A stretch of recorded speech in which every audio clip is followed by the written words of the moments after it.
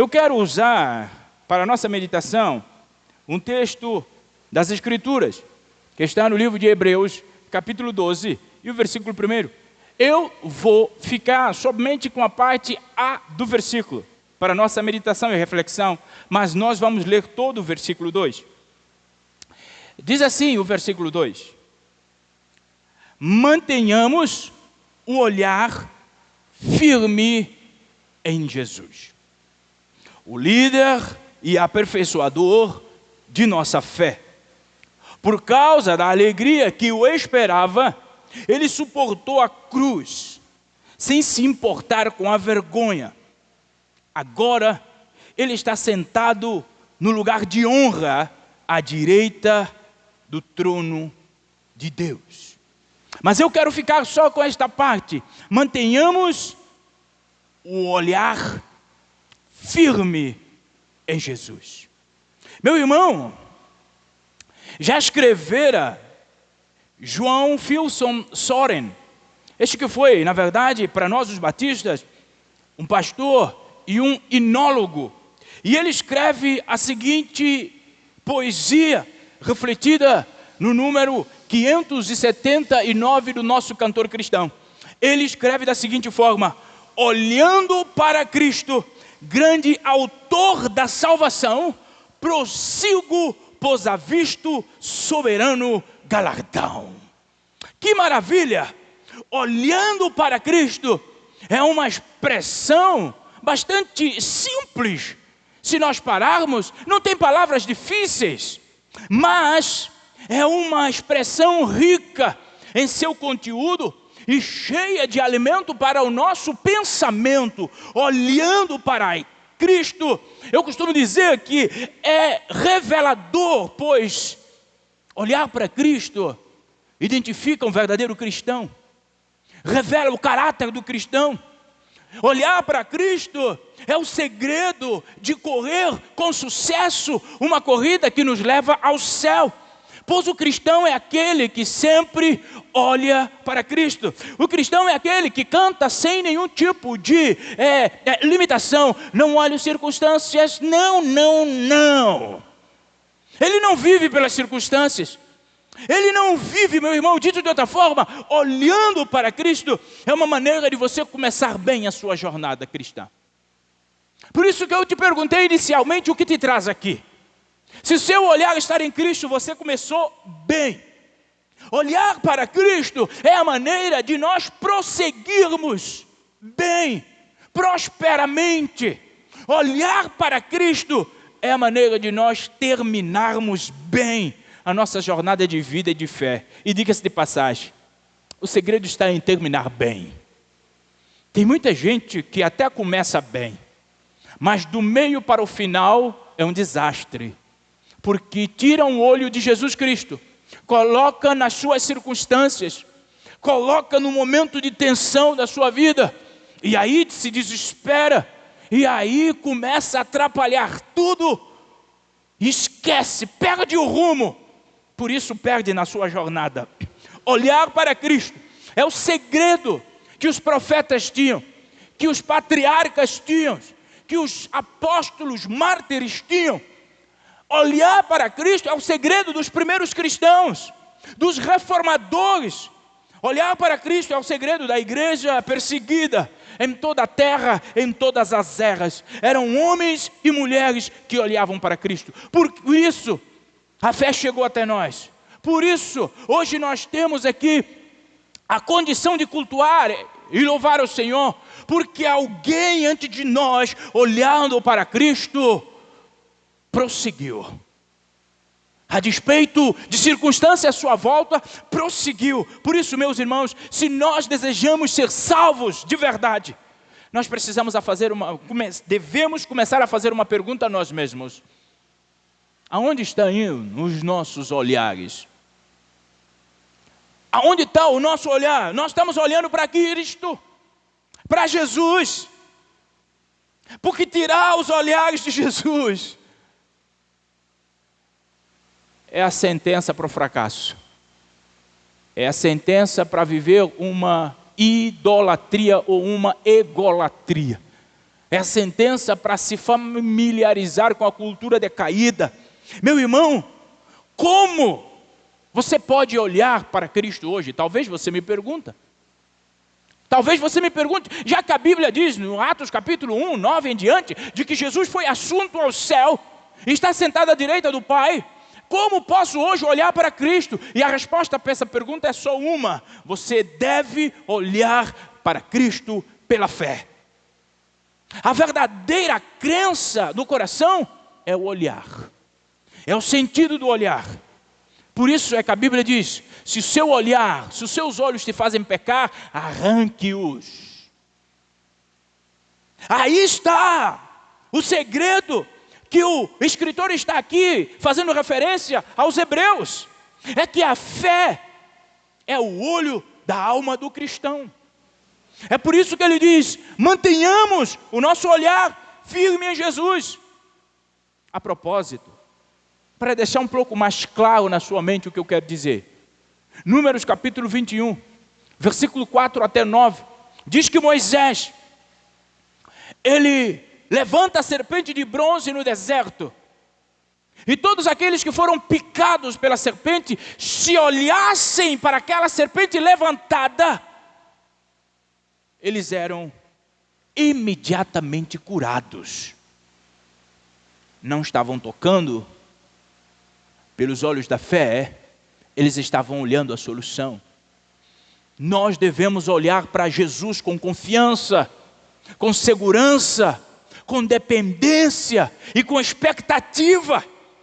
É isso que o escritor aos Hebreus está dizendo para nós: mantenham o vosso olhar em Jesus. Tire o vosso olhar das coisas passageiras e coloquem em Jesus, porque Ele é eterno. E Ele a nosso respeito tem pensamento, tem propósito, tem sonhos. Nós precisamos olhar para Jesus, parar de olhar para o homem e achar a nossa satisfação no homem. Nós precisamos de Jesus, e eu quero considerar aqui nessa noite 3 pontos de vista pela qual a nossa alma deve olhar. 3 pontos de vista bastante importantes que eu quero refletir nesta noite. Em primeiro lugar, você deve olhar para trás para ver Jesus na cruz. A sua jornada cristã, ela será de sucesso, próspera, se você olhar para Jesus na cruz. Porque é Ele que tem que ser o seu Salvador e não você o Salvador dele. Sabe algo bastante importante? Permita que os seus olhos olhem diariamente para Cristo crucificado. E ao olhar para Jesus crucificado, descanse nele. Talvez você me pergunte, pastor, mas por que deveria eu olhar para Jesus na cruz?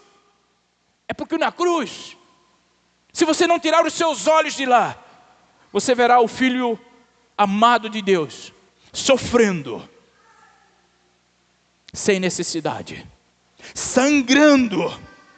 Você verá o Filho de Deus agonizando, morrendo, para pagar uma dívida que não era sua, para pagar uma dívida da sua alma, da minha alma. Você verá o Filho de Deus sendo a satisfação para que os nossos pecados fossem realmente perdoados. É por isso que João, de forma sábia, relata isso na primeira carta, no versículo 12, no capítulo 2. Ele mesmo, falando de Jesus, é o sacrifício para o perdão dos nossos pecados, e não apenas dos nossos, mas do pecado de todo mundo. O que você verá na cruz? Se os seus olhos permanecerem somente na cruz, você verá uma das maiores transição feita na história da humanidade. Um substituto divino ocupando o seu lugar. Um justo pelo injusto como nós, carregando os nossos pecados, carregando as nossas mazelas, carregando as nossas transgressões. Um justo fazendo dele mesmo um indigno e maldito por nossa causa, para que os nossos pecados fossem perdoados, para que nós fôssemos libertos, para que nós fôssemos considerados inocentes diante de Deus. Um justo. A sua vida terá sucesso quando você parar e olhar para a cruz e ver que aquele era o seu lugar, mas Ele ocupou por mim e por você. Já diria o Jorge Araújo, olhando ou fechando os meus olhos, Eu vejo Jesus na cruz. Seu sofrimento é demais. Até é difícil imaginar que alguém consiga aguentar sofrer assim. Prego nas suas mãos, prego nos pés. Jesus estava sofrendo. E sabendo que tudo isso é por mim, eu não me controlo. Quando penso nisso, eu choro. Ainda estou aqui, parado. Olho para as suas mãos e lembro. Mãos que um dia se estendeu para curar. Mãos que um dia Ele estendeu para salvar. Mãos que um dia Ele estendeu para abençoar. Mãos que um dia Ele estendeu para dar a vida outra vez. Agora são mãos feridas, furadas, marcadas, cicatrizes que provam que Ele precisou sofrer para que hoje nós pudéssemos ser livres. Perceba, meus irmãos, o que nós obtemos quanto à visão que temos de Jesus na cruz. Nós teremos uma visão mais clara do que significa perdão e a paz de Deus. Quando você caminha com Jesus e o seu olhar está na cruz, você vai entender melhor qual é o remédio para uma alma dolorida. Você vai entender qual é a percepção clara e único plano para o perdão. Você vai entender o que é justificação, o que é reconciliação e o que é aceitação diante de Deus. Quando você olha para a cruz, você percebe o quanto você é vulnerável, o quanto você é pequeno, o quanto você não pode confiar em você mesmo. Quando você e olha para a cruz, a substituição de Cristo, a satisfação de Cristo, a morte expiatória de Cristo, o sacrifício de Cristo, é o grande segredo para a paz no nosso coração. Por isso que quando você olha para Cristo na cruz, você não perde tempo procurando agradá-lo com aquilo que você faz, mas você procura com diligência agradá-lo com a sua maneira de viver e de ser. Isaías 53 vai dizer no versículo 5, mas Ele foi ferido por causa da nossa rebeldia e esmagado por causa do nosso pecado, sofreu o castigo para que fôssemos restaurados e recebeu açoites para que fôssemos curados. Meu irmão, quando eu paro e olho para a cruz, a minha caminhada cristã tem mais sentido, porque eu vejo que quando eu era culpado, carregou a minha culpa. Quando eu olho para a cruz, eu percebo que eu estava perdido e morreu para que eu fosse salvo. Eu paro e vejo que eu estava arruinado e morreu para que eu pudesse ser redimido e liberto. Saber disso, meu irmão, é o fundamento do verdadeiro cristianismo. Quando eu sei disto, quando eu paro e olho para a cruz, eu não vivo um cristianismo mamão com açúcar. Eu não vivo uma vida superficial. Eu não vivo uma vida para agradar a mim mesmo. Meu irmão, se nós quisermos estar salvos, os nossos olhos precisam estar em Jesus, na cruz. Se nós quisermos sentir a paz interior. Hoje tem tanta gente ensinando métodos, técnicas, estratégias para a paz interior. Eu vou lhes dizer, vivam um insistente ciclo de cheio, fraco, porque estão procurando vida onde não tem vida. A vida está em nós olharmos para a cruz e encontrarmos nosso Cristo sacrificado por nós e assim nos alegrarmos com aquilo que de lá vem.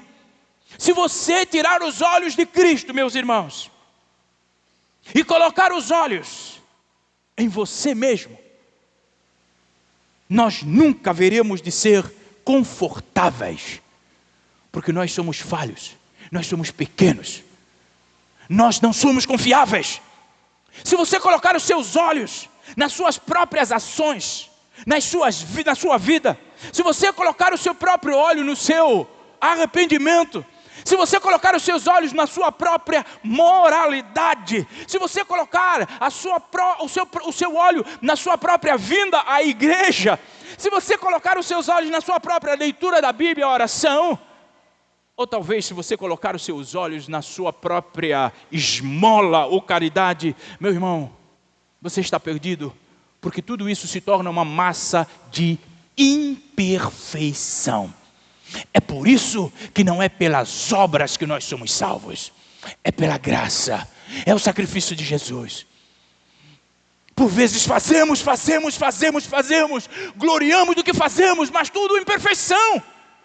Nenhum mérito há em nós para que Deus nos aceite. Escreva isso no seu coração. Nenhum feito meritório faz Deus te amar mais, faz Deus desejar mais a você. Meu irmão, os seus feitos não podem lhe dar o conforto, os seus feitos não suportam o peso do seu pecado.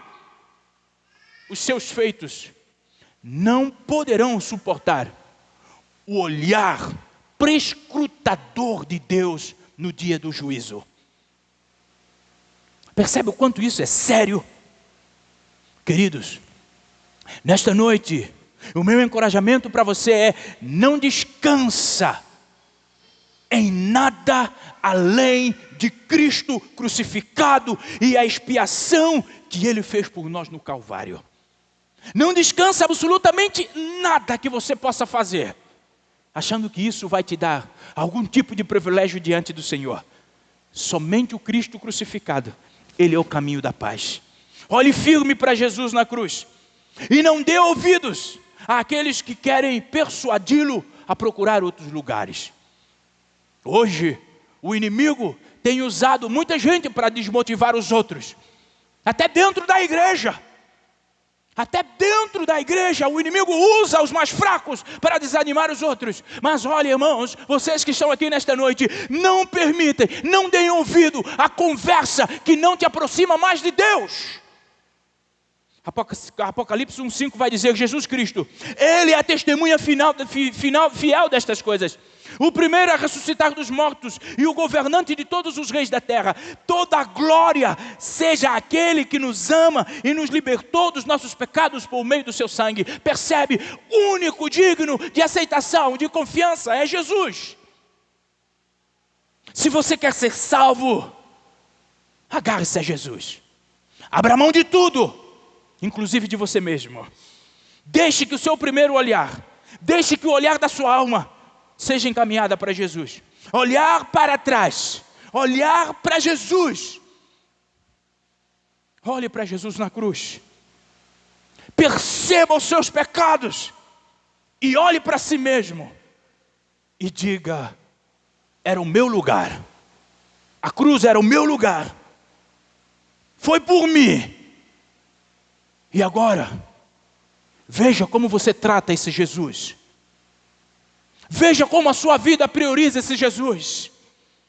Veja que parte da sua vida esse Jesus tem parte. Esse Jesus que assume o seu lugar. Esse Jesus que se doou por você e por mim. Perceba que tipo de compromisso você tem com esse Jesus. Em segundo lugar, você precisa olhar para cima. Olhar para cima é olhar Jesus à direita de Deus. Deixe o seu olhar, o olhar da sua fé, ver Jesus como o sumo sacerdote no céu. E regozije-se nisto. Talvez você me pergunte: mas por quê? Por quê, pastor? Sabe o que você verá quando olhar para o alto e ver Jesus como sumo sacerdote? Você verá que o mesmo Salvador que morreu por você, hoje, a cruz não segurou, a morte não o deteve. Hoje Ele é exaltado num lugar mais alto de honra. E Ele está como intercessor, como advogado pela nossa alma. Paulo escreve em Romanos 8:34. Quem nos condenará? Então, ninguém, pois Cristo Jesus morreu e ressuscitou e está assentado no lugar de honra, à direita de Deus, intercedendo por nós. Meus irmãos, não precisamos viver justificando. Jesus é aquele que intercede por nós. Ele sofreu pelos nossos pecados no Calvário, mas Ele não ficou lá. Aleluia! Ele sofreu injustamente. Mas a morte não calou o grito da liberdade para o cristão. Ele ressuscitou. Ele está no céu, Ele foi assunto ao céu para continuar intercedendo por nós, uma obra que Ele começou aqui na terra, na cruz do Calvário. Ele vive para sempre, para interceder em nosso favor. É por isso, meu irmão, não se desespere.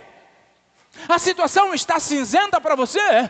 Não se desespere. Nós temos um sumo sacerdote que intercede por nós, e Ele está no lugar de honra, Ele está à direita de Deus. O que nós precisamos fazer é voltar para o nosso Senhor com intencionalidade no nosso coração. Parar de viver de uma forma superficial a fé, uma forma sem compromisso, ou uma forma domingueira de viver a fé. Não! Vivamos Deus com Deus todo dia, para a glória do Senhor. Deus, Ele tem prazer em nossa presença perto dEle. É por isso que Jesus disse, eu vou preparar lugar, mas eu volto para que onde eu estiver, aleluia, vocês estarão também. Meu irmão, olhando para Jesus para cima, ou o nosso olhar para cima, vendo Jesus assentado à direita de Deus, traz a nós um alento, traz a nós uma graça, uma misericórdia incalculável, indizível. Porque Ele zela pelos nossos interesses.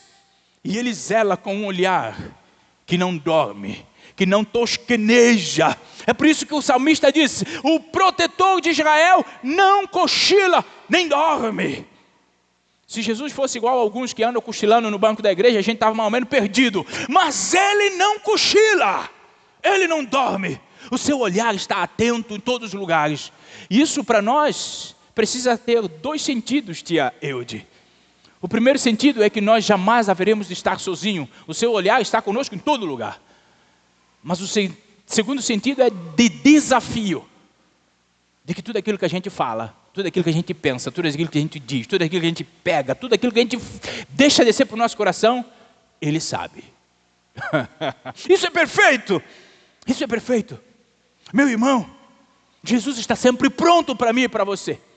Pela manhã, de noite, a meio-dia, Ele está pronto para ouvir as nossas confissões. Por isso, em meio à dor da sua alma, confesse a Jesus. Nós não precisamos confessar, irmãos, ao Papa, ao Padre, ao Pastor, ao Bispo, a quem quer que seja. Dobre os seus joelhos, confesse ao Senhor Jesus. Jesus está sempre pronto para nos absolver. Jesus está sempre pronto para nos fortalecer.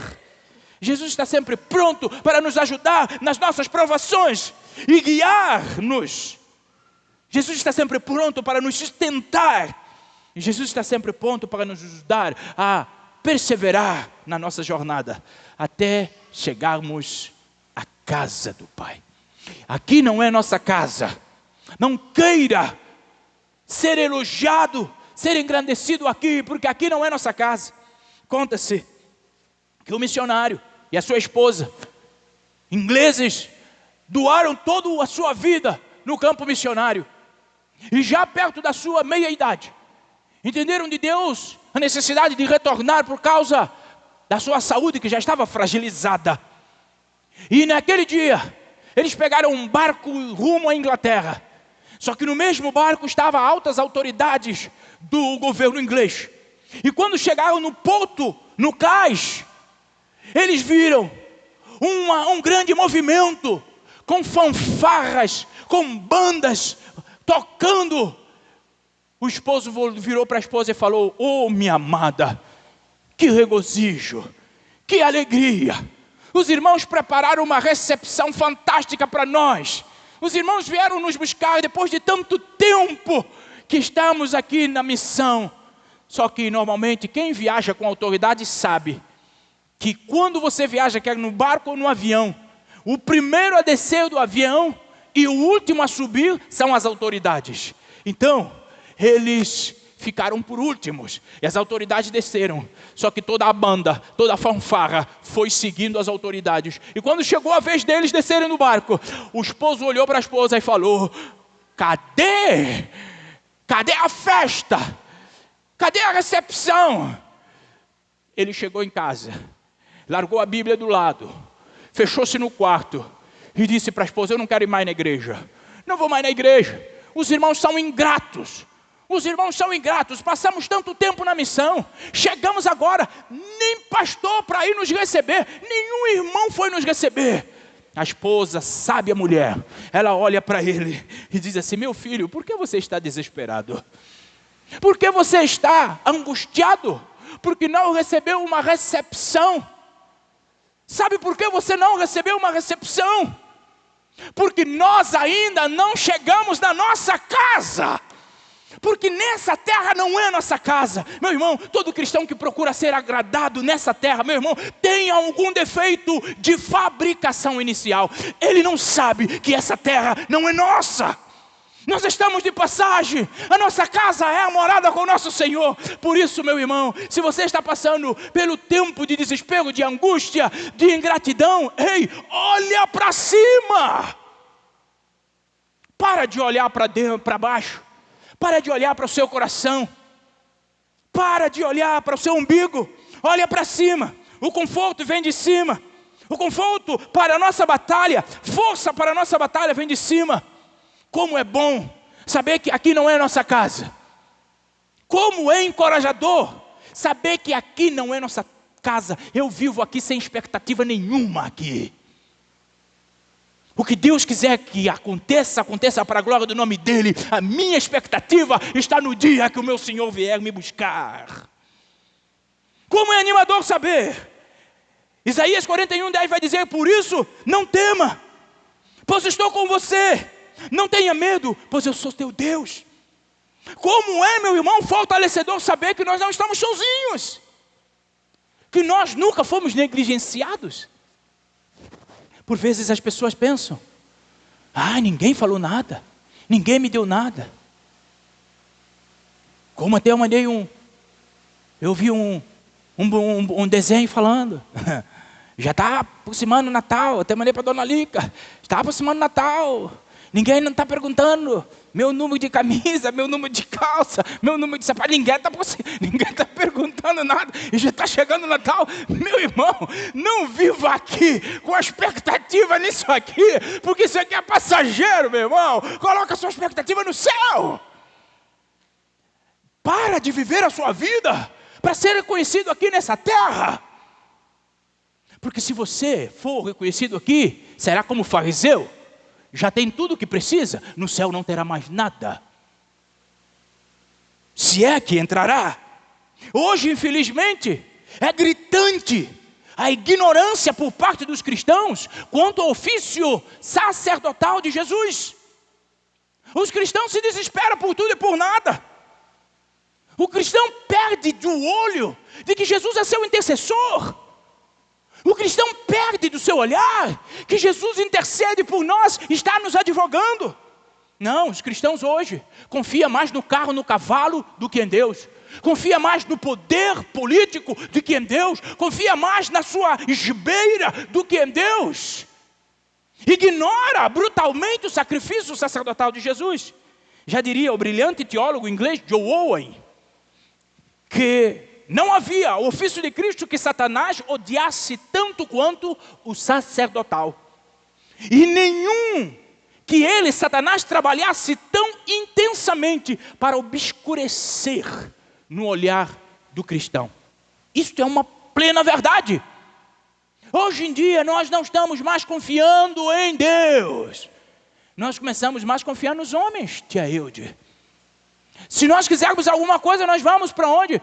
Onde irmã Dalva trabalha. Está junto de prefeito? Não, eu tenho que ir lá. Irmã Dalva, interceda por mim. Agora a irmã Dalva se tornou seu Deus. Se tornou seu intercessor. Nós já não dependemos mais do nosso Deus. Meu irmão, tem alguma coisa muito estranha com o cristianismo do nosso século. Quando os nossos olhos saem de Jesus, nós estamos perdidos. Não existe obedecer por metade a Jesus. Ou você obedece por inteiro, ou você desobedece. Então, crer que o Senhor pode te salvar na cruz, mas não crer que Ele pode te sustentar na tua jornada, é incongruência, é defeito, é contradição do termo cristão. Nós precisamos depender do nosso Senhor Jesus. Meu irmão, escreva isso que eu vou dizer agora no seu coração. Nenhum homem, escreva isso, nenhum homem terreno pode ser tão sábio, tão simpático, tão confiável, tão capaz de ajudar você, como Jesus, o Filho de Deus. Por isso, se você confia num homem mais do que em Jesus, você está desprezando a sua própria vida. Você precisa confiar em Jesus. Está doente? Confia em Jesus. Está chorando? Confia em Jesus.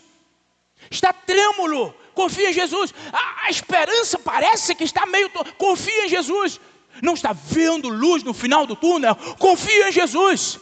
Abra mão de si mesmo. Confia em Jesus. Espere nele. Sabe, algo bastante importante. Hebreus, capítulo 4, versículo 16 vai dizer para nós assim: aproximemo-nos com confiança do trono da graça, onde receberemos misericórdia e encontraremos graça para nos ajudar quando for preciso. Aproximemos de quem? Do trono da graça, de Jesus. Mas hoje, a igreja do século 21 se aproxima dos reis da terra. Hoje, o cristão do século 21 se aproxima das influências dessa terra. É por isso que não tem a graça para o dia do socorro. Nenhum ambiente, meus irmãos, nenhum ambiente é capaz de trazer tanta alegria, tanta satisfação, como o trono da graça. Meu irmão, olhar diário para Jesus, vivo e intercessor, é um grande segredo para termos uma vida cristã próspera. É o grande segredo para que a nossa vida cristã seja de sucesso. Caminhando para o final. Para onde está olhando? Para onde o seu olho está te levando? Primeiro você precisa olhar para Jesus na cruz. Você precisa olhar para trás. E perceber o quanto indigno você era de estar aqui. E assim entregar a sua vida a Jesus. Segundo, você precisa olhar para cima. Ver aonde Jesus está sentado hoje. Fazendo isso, você terá a força necessária para continuar a sua jornada. Não precisamos de mais nada. Terceiro lugar, você precisa olhar para frente. Para o segundo advento. Você precisa olhar para frente, sabendo que Jesus está voltando. Você precisa olhar para frente, meu irmão. Talvez você me pergunte: o que eu vou ganhar olhando para frente? Sabe o que você vai ganhar? Quando você olhar para frente, você vai ver o Filho de Deus retornando nas nuvens dos céus com poder e grande glória, para buscar aqueles que confiam nele. 1 Tessalonicenses capítulo 4, versículo 16. Esse é um texto que nós poderíamos passar aqui um mês falando dele, mas eu vou passar alguns minutos falando dele. Percebe aqui? Ele vai dizer o texto: pois o Senhor mesmo descerá do céu com um brado de comando, com a voz de arcanjo e com o toque da trombeta de Deus. Primeiro, os mortos em Cristo ressuscitarão. Depois, com eles, nós, os que ainda estivermos vivos, seremos arrebatados nas nuvens ao encontro do Senhor nos aires. Então, estaremos com o Senhor para sempre. Portanto, animem-se uns aos outros com estas palavras. Percebe o que precisa estar no discurso do meio da igreja? O discurso do meio da igreja não pode estar palavras frívolas. Precisa estar animando uns aos outros com a volta de Cristo. Hoje os crentes se reúnem não para falar da volta de Cristo, mas para falar da vida dos outros. Mas o que Paulo está dizendo aqui, o que precisa nos animar, é a expectativa da volta do Senhor Jesus Cristo. Por vezes, nós não falamos de Jesus, porque nós não acreditamos que Jesus voltará. A despeito de estarmos na igreja, Nós não falamos do retorno dele, por vezes, porque nós não queremos que ele volte, porque nós não estamos alinhados para que ele volte. Nós não falamos da volta de Jesus, porque nós estamos em pecado. Irmãos, eu quero pensar com você muito rapidamente. Percebe algo bastante taxativo que o apóstolo Paulo fala aqui nesta carta? Olhe para a sua Bíblia. 1 Tessalonicenses capítulo 4, 16, Paulo começa dizendo que o Senhor descerá dos céus com um brado de comando. O Senhor descerá, mas nem o dia, nem a hora, nem Ele mesmo sabe. Um brado de comando virá de Deus o Pai, o Deus criador e sustentador de todas as coisas. Ele bradará. É o dia, é a hora, e o céu se abrirá. E o Senhor Jesus descerá, estará nas nuvens, diz o apóstolo Paulo. E Ele virá com a voz do arcanjo, com um toque de trombeta. Sabe o que isso quer dizer? Todo mundo vai ouvir. Virá. Tem alguns pensamentos que eu particularmente não concordo do ponto de vista da teologia. Tem pessoas que defendem que terá 2 tipos de volta de Cristo. Que algumas pessoas saberão, e outros... Bom, isso aqui não tem nada na Bíblia. A Bíblia fala que Jesus virá uma única vez, e Ele virá com voz de arcanjo e com trombeta. Todo mundo, toda a terra vai ouvir o Senhor voltar. Mas agora, Ele vai continuar dizendo: os mortos em Cristo ressuscitarão primeiro. Aleluia.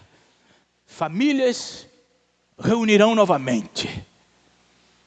Aqueles que já não estão entre nós estarão novamente conosco. Aleluia. Mas para a glória de Deus e para a alegria no nosso coração, só aqueles que morreram com Jesus. Aqueles que partiram sem Jesus não estarão mais com Ele. Primeiro os mortos. E percebe algo que Paulo fala aqui que é delicioso. Paulo diz: depois, com eles, nós, os que ainda estivermos vivos. Percebe aqui que Paulo estava esperando a volta de Jesus no tempo dele. Percebe que a previsão de Paulo, irmã Dalva, é que Jesus viria, e ele, juntamente com os irmãos da Tessalônicas, haveria de ser transformados e levados. Sabe, isso tem uma lição muito grande para nós. A grande lição desse texto é que cada um de nós precisa viver como se Jesus viesse no nosso tempo. Cada um de nós precisamos estar prontos para receber Jesus hoje. Alguém falou para mim ainda hoje: pastor, eu acho que vai demorar um pouquinho ainda de Jesus voltar. Vai nessa conversa. Continue nessa ideia. Você vai ser pego de surpresa. Mas não, percebe o que Paulo está dizendo? Nós vamos ser transformados, irmãos. Quantas pessoas você conhecia até ontem e não está hoje aqui? Talvez amanhã seja eu. Talvez amanhã seja você. E se for eu, chegou para mim. Se for você, chegou para você. E não terá mais volta. A forma que partirmos, assim será a nossa eternidade. Paulo continua dizendo: nós vamos ser arrebatados nas nuvens, vamos encontrar com o nosso Senhor nos ares. Que dia glorioso será, em que todos nós não precisaremos mais de uma escada para subir no alto, não precisaremos mais de um avião para subir no alto. Que dia glorioso será, que o medo da altura vai sair de todo mundo que morreu com Jesus. Eu preciso deixar isso bem claro. Não haverá mais medo de altura, porque o Senhor estará nos amparando com seu braço de amor, de cuidado, de graça. Nós seremos elevados com o nosso Senhor. Meu irmão, seja essa a sua conversa, a conversa da sua boca, por favor. Seja essa a conversa que te atrai ao encontro com os outros. Seja essa a conversa de todos os momentos que você terá. Seja essa. Ele virá para ressuscitar os santos mortos e transformar os vivos. Mas Ele virá para punir os ímpios. Ele virá para recompensar os piedosos. Ele virá para convocar todos para o seu tribunal. E cada um, diante do seu tribunal, receberá a sua paga, consoante as suas obras. Apocalipse 22, 12, Atos 17, 31, 2 Timóteo 4, 1. Ele virá para amarrar de uma vez por todas Satanás. Ele virá para privar Satanás do seu domínio usurpado. Ele virá para livrar toda a terra da maldição e purificar a morada eterna da nação. Ele virá para expulsar todo o pecado. Ele virá para acabar com toda a consequência do pecado. A doença, a morte, a tristeza, a guerra, a pobreza, a injustiça, a opressão. Ele virá para fazer justiça. Hoje você vê um mundo agonizando. Você vive em um sistema perverso, corrupto, mau, em que os ricos querem ficar mais ricos e escravizar os pobres, em que a ganância acende os olhos dos homens poderosos. Você vê e vive em um mundo agonizando, clamando pela justiça de Deus. Mas quando Jesus virá, você virá um mundo restaurado, aleluia. Você virá uma terra restaurada. Os dias, meus irmãos, serão como no paraíso. Os dias voltarão a ser dias sem mazela por causa dos nossos pecados. Meu irmão, o que você ganhará ao esperar ansiosamente pela volta de Cristo? Você vai ganhar o remédio para a aflição da sua alma, para a inquietação e a depressão da sua alma. A esperança derramada no seu coração é a mão de Jesus trabalhando em seu favor. Tudo quanto ao nosso redor hoje parece meio escuro, sombrio, na volta de Jesus, tudo terá luz, tudo será brilhante.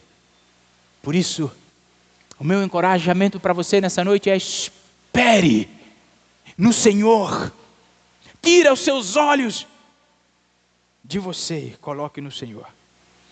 O nosso tempo é marcado por graves calamidades existenciais da alma.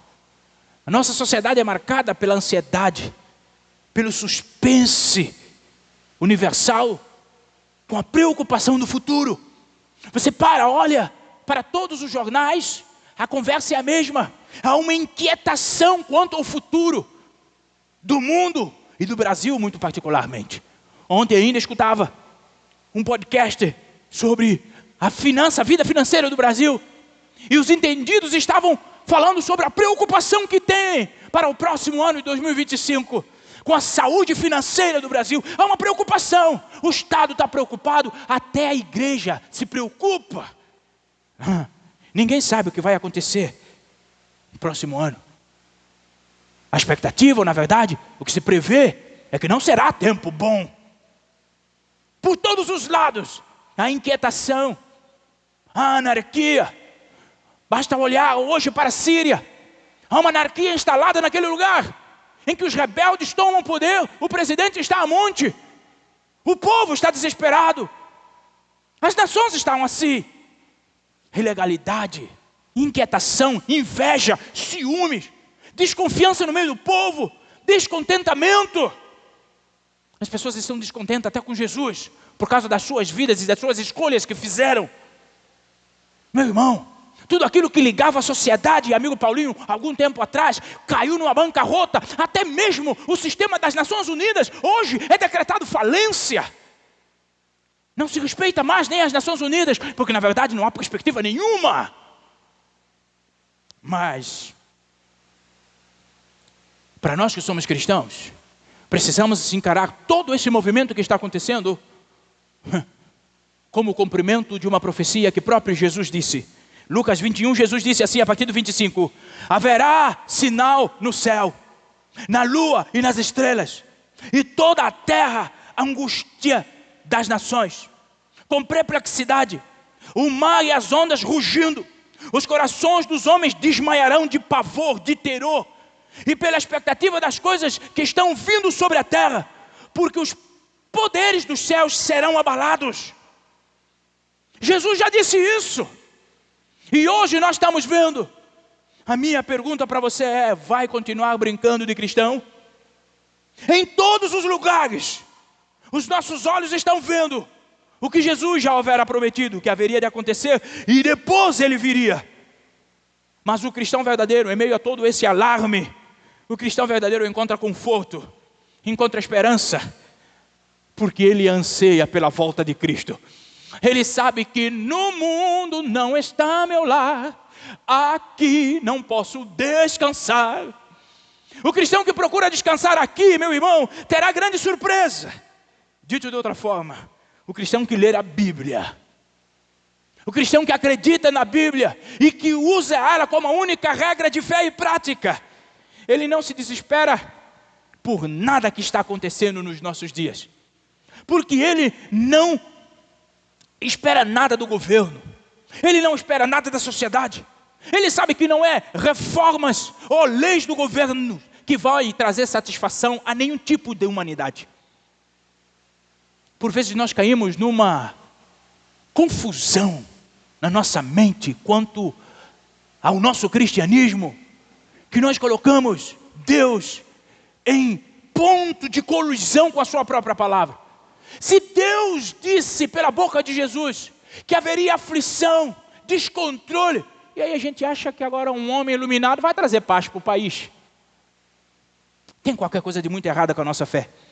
Sua expectativa, meu irmão, precisa estar totalmente na segunda volta de Jesus Cristo.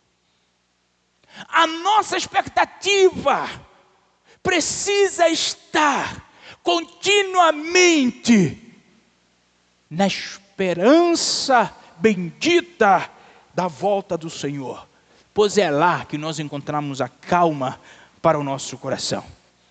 Se nós olharmos firmemente para o retorno do Senhor, nada vai nos abalar. Por quê? Porque nós cremos na profecia que está em Hebreus capítulo 10, versículo 37. Aquele que há de vir, virá e não tardará. Aleluia. Aquele que há de vir, virá. Igreja, há um tempo bom chegando. Não na perspectiva da nossa sociedade. O tempo bom chegando é a volta do nosso Senhor. Esse é o tempo bom. Porque o nosso Senhor, quando chegar, Ele aparecerá para uma grande colheita. Ele enviará os seus anjos para separar o trigo de joio. E então, o trigo brilhará como o sol. O justo brilhará como o sol. Por isso, meu irmão, minha irmã, não é em vão você passar velhos na sua vida por escolher caminhar com Jesus.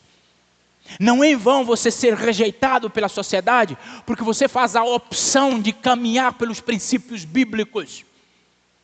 Chegará o dia em que o sol do Senhor brilhará sobre a cabeça do justo. Por isso, meu irmão, entre agradar o homem e agradar a Deus, fique com Deus. Conselho de amigo: em breve nós veremos todos os santos novamente.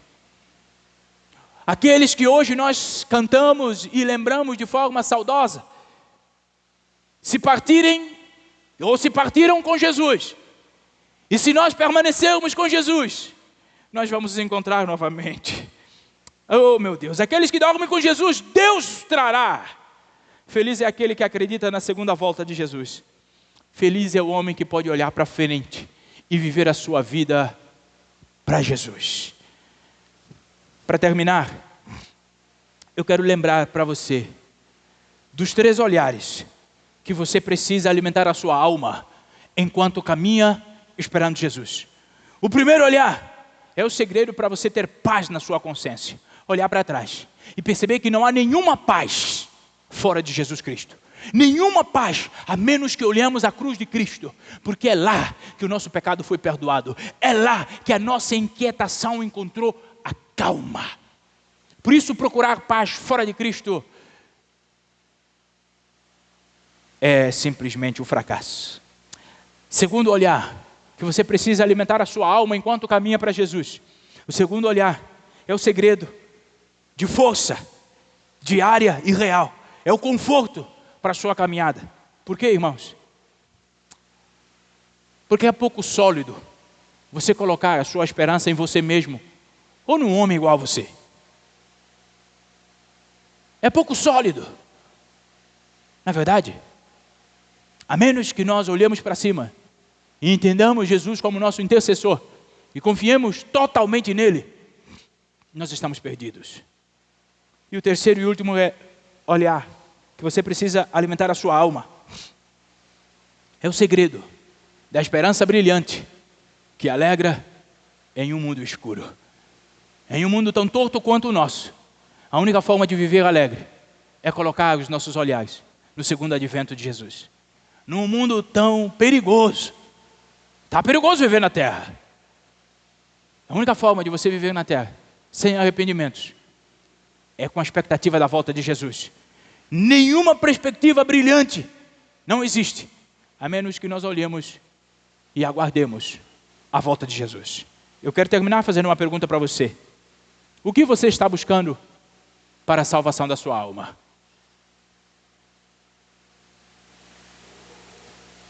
O que? Eu vou falar de novo. Depois de tudo isso, eu falei tudo isso para chegar nessa pergunta. Talvez você pudesse me dizer, pastor, por que o senhor não fez pergunta logo? Eu precisava fundamentar a minha pergunta. A minha pergunta é, o que você, nesta noite, está buscando para a salvação da sua alma? Pelo bem da sua alma, eu estou fazendo essa pergunta. Porque você vai morrer.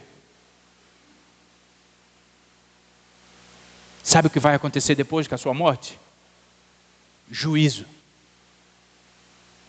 Por isso, eu preciso te encorajar a encontrar uma resposta para si mesmo sobre esta pergunta.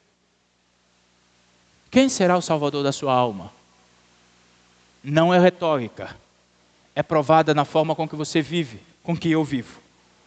Por isso, meu encorajamento para você nessa noite, meu irmão, minha irmã, não descanse até que você saiba o que está buscando para a sua alma. Cuidado com as diversões dos nossos dias. Os anos que nós temos de familiaridade na cultura cristã não nos valerá diante do juízo do Senhor. O meu encorajamento para esta igreja nesta noite: não descanse, não negligencie, até que você tenha a firme certeza de para onde está ir a sua alma.